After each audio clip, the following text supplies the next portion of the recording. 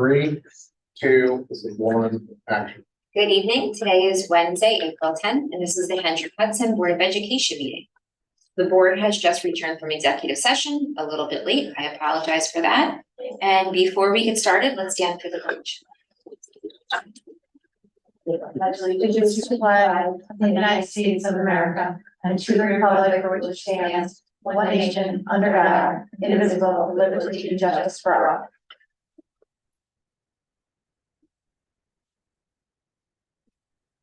Can I have a motion to approve the agenda? Motion. Second. All in favor? Okay, Carmen, do we have anyone here for audience comments on non-agenda items? I want to make sure that those watching at home hear that there is nobody here for comments. Then we're on the consent agenda. Does anybody have anything to pull from the consent agenda? See. Nothing? Okay. Can I have a motion to approve the consent agenda? Motion. Second. Second. All in favor? Great. There was nothing removed, right? And we have nobody signed up for audience comments on agenda items. Okay. All right, cruising right along to our superintendent report. Mr. Tremblay. Thank you, President Bernard. Good evening, everyone. Later this evening, I will provide an update on the work that our district and our elementary reconfiguration task force has engaged in as we prepare for changes to the structure of our elementary schools to the 24-25 school year. And as a reminder, starting in September of 2024, Buchanan Plank Elementary School will serve students in kindergarten through second grade residing west of Route 9 in the area in and around about Montrose Station Road and off of Route 9, including but not limited to Oak Ridge, College Hill, and Travis Lane. Furnace Wood Elementary School will serve students in kindergarten through second grade residing east of Route 9, except as provided in the bulleted items above. And then Frank G. Lindsay Elementary School will be dedicated to our third and fifth grade students. However, we also know that there may be some questions about your specific address. So in that report, I will show parents and the community resources where they can type in their address to find the specific building that they will be attending based upon their address. As you may be aware, one of our district goals this year relates to celebrating student and staff achievements. And in keeping with that goal, I have some fantastic news to share with respect to a few of our faculty members and the programs we support. I was almost late for this evening's executive session, which I'm sure some people wouldn't mind, because I was joining members of our district at the Edith Macy Conference Center to honor our Blue Mountain Middle School art teacher, Logan Krause, on her selection for the prestigious Lower Hudson Regional Information Center TEL Award for Outstanding and Innovative Educator. She was nominated by a high school principal, Miss Lauren Scollins, and supported by Miss Vanitha Joy. That's why you do not see Vanitha here, which we do have a little contest on whose meeting will end earlier. So hopefully Vanitha is watching, or she won't be watching because we'll be done before she will be. And we'll further recognize Logan at our April 16th board meeting, where we will also host our student artist reception at the Hendrick Hudson Public School Library. This is a very prestigious award within the region that recognizes educators who look to use instructional technology in an innovative and engaging manner for our students. So Logan has represented us well in the region. We look forward to honoring her, and I had the privilege of seeing her and her family tonight. Many of her colleagues showed up, so it was nice to see you Saturday. Yesterday, President Bernard and Vice President Mills joined me and some very special guests in honoring Miss Melissa Dietrich, kindergarten teacher at Frank G. Elementary. I'm sorry. Marissa Dietrich, I'm sorry, kindergarten teacher at Frank G. Lindsay, as she was awarded the WHUD Golden Apple Award. Winners of this fantastic award are nominated by individuals such as parents and students and formally presented with a wonderful Golden Apple trophy, and as well as a segment on WHUD. This teacher was nominated by one of her parents who highlighted the personal support that she provided to her child in helping them make dynamic academic progress. It was a pleasure to join with Dr. Kramer, Ms. Dietrich's family, her class, her colleagues, and representatives of WHUD who surprised her with the award. And more information on this will be forthcoming on our social media outlets, but it was truly a fantastic day to celebrate with her family. She was surprised. Her children even kept it a secret from her. So it was really nice to be able to celebrate some of the work that our fantastic teachers such as Marissa do. Earlier this week, the district was made aware that the Hendrick Hudson community was once again recognized by the National Association of Music Merchants, locally known as NAMM, N-A-M-M, the foundation of that arm, as one of the best communities in the nation for music education. Hendrick Hudson was one of 975 districts nationwide identified as a community that demonstrates an exceptionally high commitment to music and access to music education. So congratulations to our teachers, our administrators, our parents, our community leaders, and our students for supporting the belief that music education is an integral part of a well-rounded education. The rest of these are just reminders, so if you've been tuning in for the past couple of weeks, you can tune me out right now. We are in the process of our UPK registration, so please navigate to our website and click on the Departments tab, then the Registration tab. If you need assistance in Spanish, including help with your documents, please contact our partners at the Hendrick Hudson Free Library at 914-739-5654, or by visiting the library during the following days and hours: Mondays from 2 p.m. to 6 p.m., Tuesday from 4:30 p.m. to 6 p.m., and the library can assist any individuals with document scanning, completing the registration process.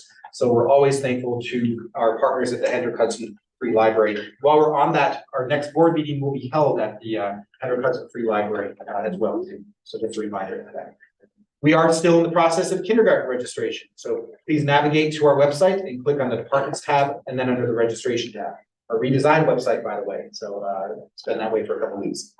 And just registered for UPK last year, whether you got it or not, you don't have to register again. Correct. If you have registered for UPK, you were already in our system, so you were a year ahead. All the more reason to register for UPK this year. You won't have to do it again next year. Thank you, Trustee Bassett. Please remember, if you are not a parent or guardian who plans to have children attend a non-public school, you must notify our transportation department in an official capacity of this notice by April 1st, 2024. And that request form can be found on our website under the transportation department tab and select the transportation. Oh, jeez. That was a reminder if you did not do that. I'm like, did I not missing the dates? Added a different 0. And there are no outstanding follow-up responses to community questions from our last board meeting. And I know they're watching on YouTube right now, but I'm supposed to remind my children to go to bed. Well, you can keep on moving because the next is a presentation that you're doing. Yes, as mentioned in that fantastic superintendent's update, we are going to be having a presentation on some of the work that our elementary reconfiguration task force is engaged in and has completed in assisting the district in an advisory manner of completing the transition to our new attendance zone policy. So we do have a brief presentation. Everything that I'm about to share is available on our website for the elementary transition process. So if you do navigate to the Hendrick Hudson website, if you scroll down underneath the main picture, you can see the restructuring tab all the way over to the right. Thank you, Greg.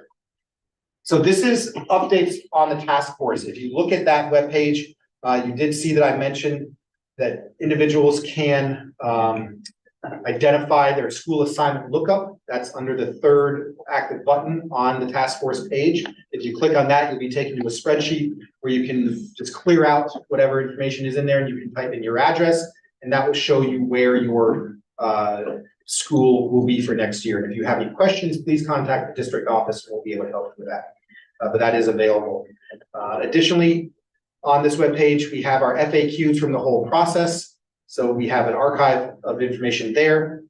We also have a listing of the materials that were used as the board considered its process in identifying that new policy.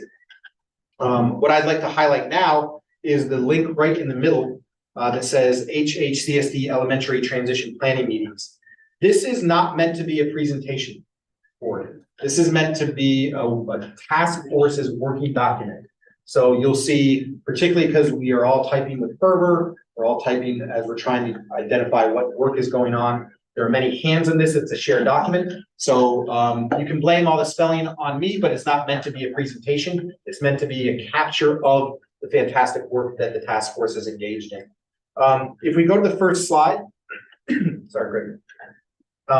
We'll just go through. You have access to all this, so I'm not going to bore you to death with the work that's there, but it is a historical record of the work that the task force has explored. I do want to highlight that these have been the past meeting dates. Please note that these are just the meeting dates that the task force has met on.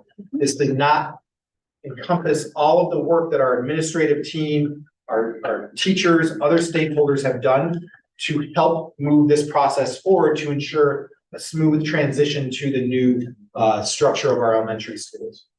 And if we go to the next slide, these are the future dates. And again, please keep in mind that this does not encompass all the work that will occur outside of these meeting dates.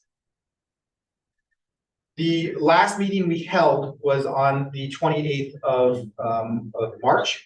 And I'll just take you through the format of this task force. And again, the reason why it's a task force and not a committee is a task force has a clear definition of their objective and a clear end time. So hopefully you see that reflected in here. We always start every mission or every meeting in this district grounded in our mission to help refocus us. We remind the task force of their charge, and that's to take the current configuration to the new configuration. We spent the first meeting identifying the norms of how the task force would operate. We have stakeholders here from the teachers union. We have stakeholders from every union that we have. We have parent membership. We have PTA membership. We have outside partners such as Mother Connection. So you have various different perspectives that we are trying to bring together to meet that charge on the previous slide. So I spent the first meeting wanting to make sure we were all on the same page with those different perspectives with how we would behave with each other in these task force meetings. So we review these norms at the beginning of each meeting. We try to hold each other accountable to that. Most of the people holding me accountable to starting it and ending it on time because everybody else has been quite adherent to these norms there. We start off with objectives for each of the meetings so that we have a clear beginning and end. And these have been consistent through most of the task force meetings. On the next slide, we then go through a phase of updates from administration. So every administrator who has oversight in area of some of the aspects that need to be considered with this has the opportunity to present. I normally start with some district decisions. So you can see here, we're really getting down to some granular actionable items, such as we've decided, and so this is where the public should go to see what some of the decisions that are going to be associated with this change are going to be codified. We obviously will, as we get closer, communicate these in a different way, but we just want people to see our decision-making work that is going on. So you can see some of the specific decisions that were made at the last meeting. I will highlight the bottom one, the meet and greets, because this is something that is ongoing. We heard from our teacher representatives and many of our building administrators that there were meet and greets at the lab at our first couple of days in the past couple of years, where parents could come and meet their teacher at a particular time during those first couple of days. Our teachers want to be able to put their best foot forward and unpack their classrooms and get their classrooms ready. And they found that while this is something that they wanted to do, it did get in the way of being able to efficiently unpack their classroom. So that's something that we need to revise as we go into this year. Our principals then give an update. Right now, you can see that they are busy working on the scheduling of staff, the floor plans of where staff are going to be, and they were working with their staff on these topics and still addressing staff concerns to help come up with decisions related to some of these tangible items. We then moved to facilities. Of note, we did select a moving company from the last to assist in the full move. Mr. Merlini has been working on the specific understandings of that scope, which will be shared at probably our next task force meeting. And you can see we get as granular as we can get as boxes early, because at the end of each meeting, we have a roundtable where we want to hear from every participant, and we keep track of some of those items, such as can we get boxes early was a question. So Mr. Merlini updated that we can. So this is just to show you the structure. In terms of transportation, you can see here that they are in the process of building the routes. They're working with a TransFinder consultant.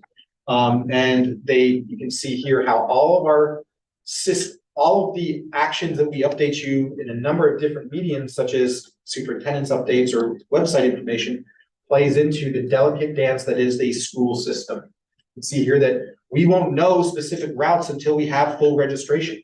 So we need the public to support us with that and to continue to, they know that they're gonna have a child start in the fall, please and get registered for that time as quickly as you can.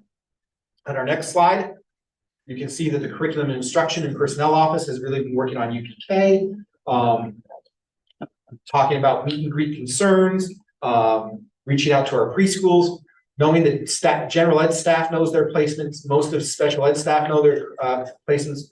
Our clerical staff will be going to the building that their principal is going to. Nurses will be following that same manner. Custodians will be staying in the building because of their historical knowledge of that building. And that TAs will follow the teacher that they are teaching with, except for 3 of them, which will move from Furnace Woods to Mead. So this is the type of information that is shared with the task force. Now, again, this information is current as of the 28th. Things can change, and that's why we have more task force meetings. Next, we have our executive director of PPS provide an update. You can see here about the work she did between meetings.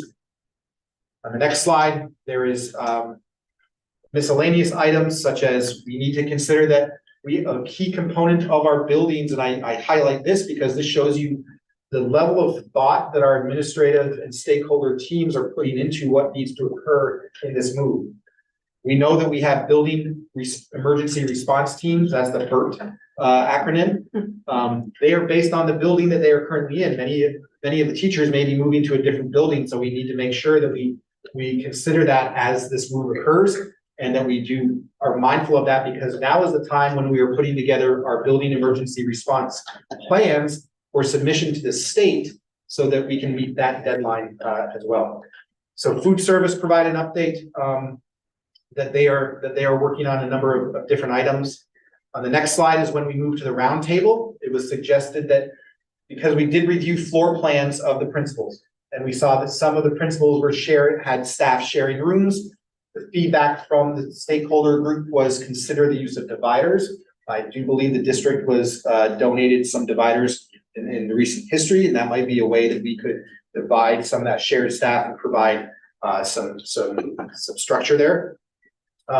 We are exploring the transitions for students. While we don't have dates yet, the principals do have in mind some specific transition activities that we are looking into.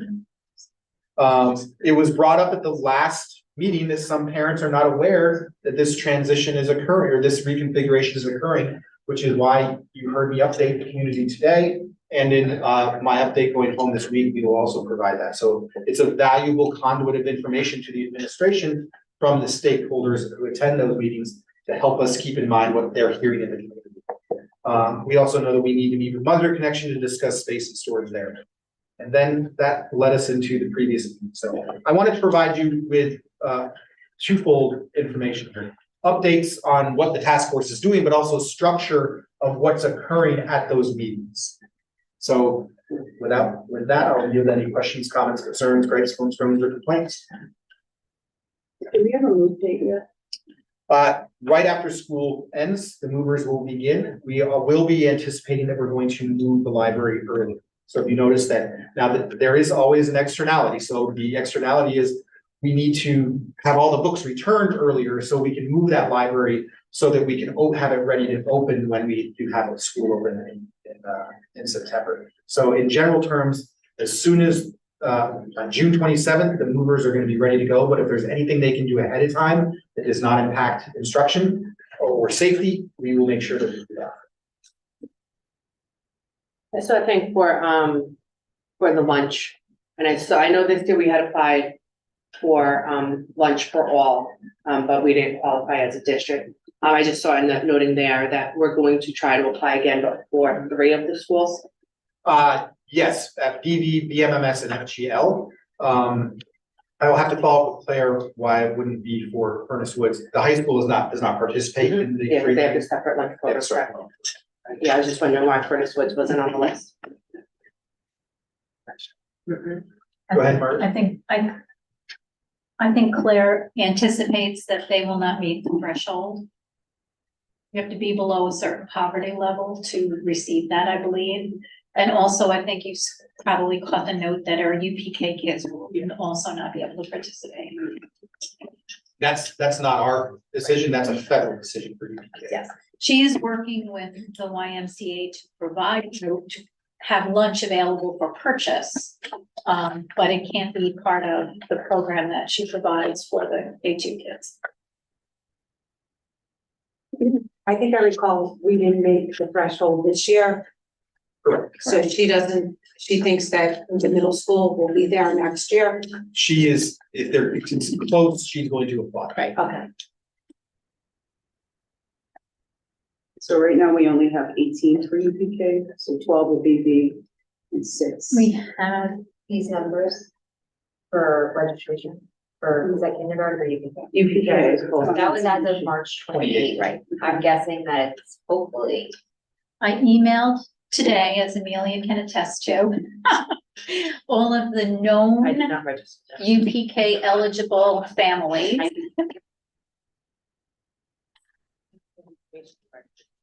Excuses. And I reminded them that enrollment is live. I provided them with the link directly to the registration site. I told them that there is information on the site that compares both programs so that they can make a logical decision for their families. I also reminded them there is no lottery and everyone has a seat. So, please, I tried to urge them to do that by May 1st. And hopefully we will, get larger numbers. We have, I think on the list, just over 90 known 4-year-olds that would be eligible for the program if everyone participates. I know, Margaret, one of the questions I got from a parent was they reached out to find out about the before and after pairs of the Y, and the Y can't give them any of that information, so they don't know what the Exactly. cost is So gonna be, and they don't want to sign up for something that they're not understanding. Amelia emailed me right before the board meeting and I answered her. I emailed as a parent. Yes, she emailed as a parent to say, how can I make contact? And she said, I saw the information on the website with contact information for both the Rising Star and the Y. And she shared that she got the same response that the parent who spoke with Tamika received, which was that they were not ready yet with that information. And I immediately forwarded Amelia's email to the contact that Mike and I have been working with and said, please see below, our families really need to know that cost so that they can make a logical decision for their financial situation. I have a call with him tomorrow, and I will reiterate that that is a blocker for many people that we're hearing that this is a problem. They need some understanding of what is involved. So we'll move them along if we can. I know on their side of things, they are eager to see registration pick up because they have to hire. And, obviously, we're expecting that we'll have more than 17 students at BV, so they have to get ready to put out a posting for teachers and teaching assistants. So. Last year it was like. It was a lottery, they were nervous. Oh, Yes. right, thank you, Yes. urgency. So I think it's important to remind the community that the Y its planning needs to have accurate numbers to know how to staff it, or else they will not be able to staff it. And then it won't happen. Right, so while it may not be a lottery, there's a sense of partnership here. We always talk about how schools, public schools is a partnership. We have the data, we can provide, the Y will be able to provide the bodies. And so, what if someone meets the deadline? Can they still, so if I don't sign up by the deadline, is there a deadline? It's really not a deadline. I urge them to apply by May 1st, but literally, just like our K-12 students, they can show up October 1st. They're residents, and we've said publicly that everyone has a seat. So they can take as long as they want. The problem that presents is the staffing piece for this outside entity. Well, that's right. I do have to say in the letter, she did say she would prefer by May 1st so that there could be meet and greets, like planning, staffing, all of that stuff. So she did put in the email to the parents, May 1st is the preferable time for the application to be in. Right. which did light up a fire in my. I'm glad to hear that. I will say the same is true with kindergarten, and, you know, I've been doing this 30 years, kindergarten registration goes on through October. But the problem with that is that now as a parent and as a student, you've missed orientation, you've missed every opportunity to gradually ease your way into the program. And I know that it's frustrational for the principals because they would like to welcome all of their families and not have people feel as though they've missed out on those opportunities, but there are timing issues that come into play. I mean, is there a number that the line needs to, we need to have for the UPK for them? They're hoping that they will have a minimum of 2 full classrooms at each site. So obviously right now we're not near there. I mean, BV is, they have 1 full classroom. But I mean, I have no doubt that it will pick up. It's just a question of motivating folks or reminding them that, you know, this is now ready to go. So come on down. So if you think of the Y being able to sustain the classroom, their threshold is really 20 students, right? So they don't want to have to split classes. Right. So it's best for them to know fully what they have, so they don't have to give them more for credit staff. So it's 20 per class, not 12. It's actually 18. It's 18. But then you can have Okay. Right. Any other questions? Actually, so what happens if someone does move here in October and the classes at BD are full and you offer this a spot at Curtis Woods? Is that how we're? We have discussed that, but not come to a final decision yet, like, is there overflow so that the program doesn't feel compelled to try to open another section, but is there room in another location? Okay, sorry. Was when we did the attendance time, was that pre-K as well, or was that K1, 2, and pre-K for the most part? Was that like a definite? Pre-K is not in our policy. Pre-K wasn't in the policy, so they wouldn't be confined to a certain Right, it school, wasn't, right? it was just a goal. Yeah, it was the So, goal right. to get them in the closest one, but yeah, that wasn't Exactly. part of the. And we have been Part of using the access. dividing line Yeah. just to get a feel for where everyone sits. Okay.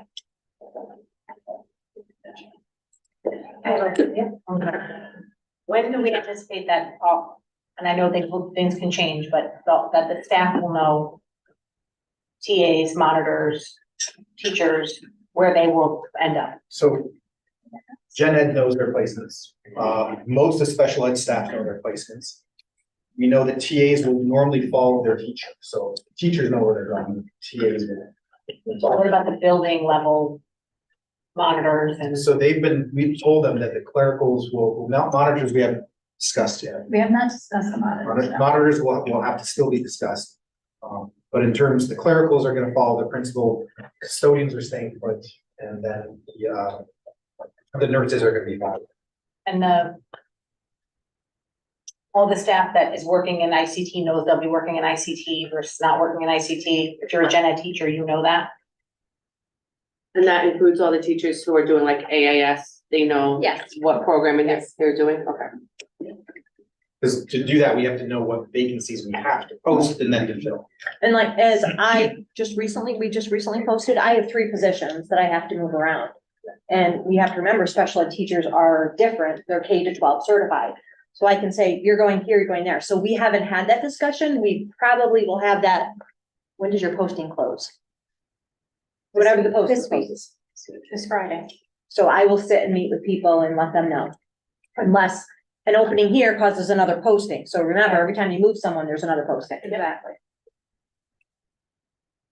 I have one last question. What is the travel time right now for your translator?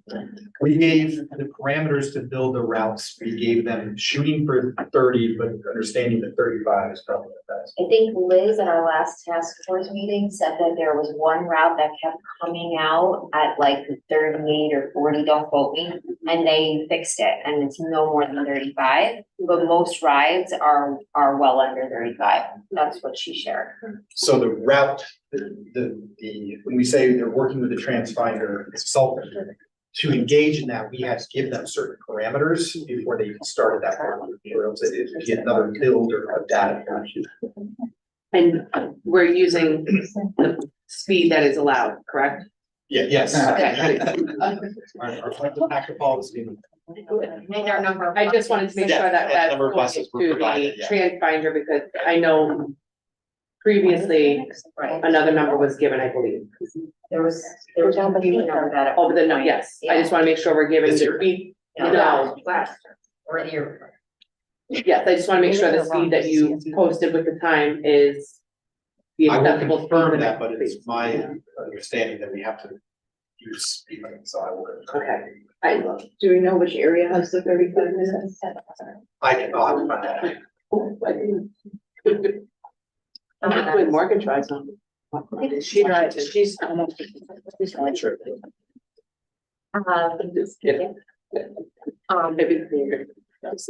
Do you have any meetings scheduled yet for communities for budget? You would, in the past, like Superintendent Enrique would have virtual and in-person meetings and just go over the budget in case people have questions. We have not scheduled those that for the adopted budget. We did that for the proposed budget, but we looked to schedule something for the adopted budget. We do have a meeting with Buchanan seniors, yes, that's a schedule. Okay. And then I guess when you do the budget, you'll also go over all the all the other Petitions, petitions that are proposition. proposition, yeah.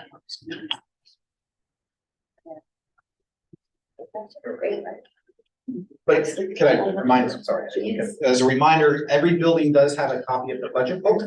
Our budget presentations and adopted budget and budget book are online. If you don't want to come and listen to my voice, you can find that information out there as well. You can also access all the presentations went into that follow-up online. But yes, we definitely schedule some. Right. Well, moving on to our policy reading section. And I'll pass it over to Erica. We have one policy, this is a second reading. It's policy 0310, evaluation of school board operational procedures. The Board of Education will review the effectiveness of its internal operations at least Motion one to end the time. reading. Second. All in favor? This is just reaffirming that we will review our own process and procedures as a board annually. This is something we would do usually do in our summer retreat. Motion to that policy, that adopt the policy. Second. Okay. All right, that is the only policy for this evening. Do we have any committee reports?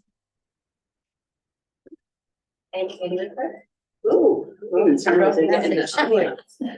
clear out of here, we're It's time to go home. Every teacher knows that his kids. And then they're gonna wait at the door. Any board comments or new business?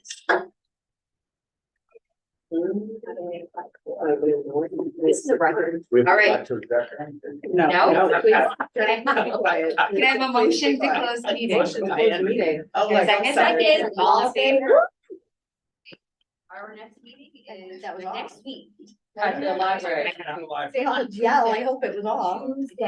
Tuesday, am I on? Yeah. Okay. Tuesday, April 16th at the Hendrick Hudson Free Library, so not here at the high school. The next meeting is at, is at the Hendrick Hudson Free Library. The art show. And it's K-12 art show, so there'll be lots of fabulous artwork on display and a presentation from our art department, right? Right. Um, And you stay for the meeting. and then you stay for the meeting. Okay.